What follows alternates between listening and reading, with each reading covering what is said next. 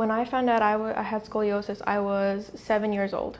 My mom noticed that my shoulders were uneven, and if she hadn't noticed that, which she could have easily missed, I don't think I would have ever known. So how you doing, young lady?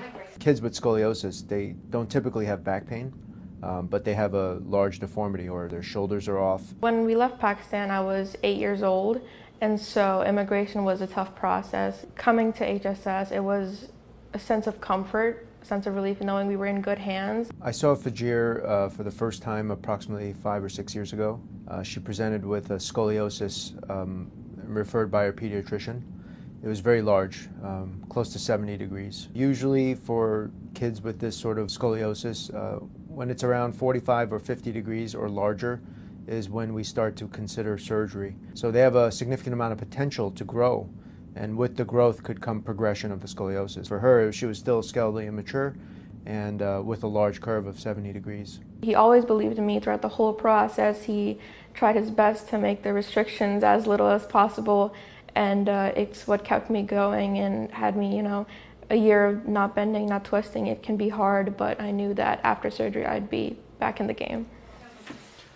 Everything looks really good, yeah.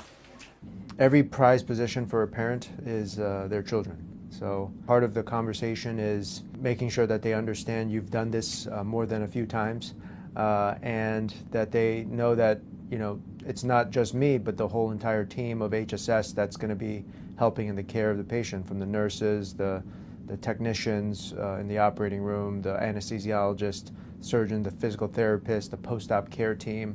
Everybody is well versed here to take care of these patients. Every member of my care team was just outstanding. They were so caring and so loving, and every appointment they remembered me, whether it's 2 years ago or they just remember me every single time, and it just makes me feel so happy. What inspired me to become an advocate was knowing how impactful my story has been to the few friends and family members that I've shared it with.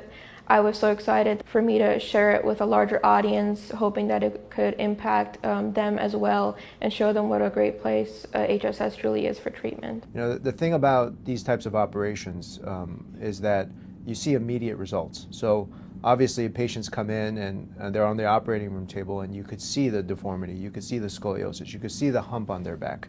And after you're done with the operation and you're closed with the skin, you see their back and it's completely transformed.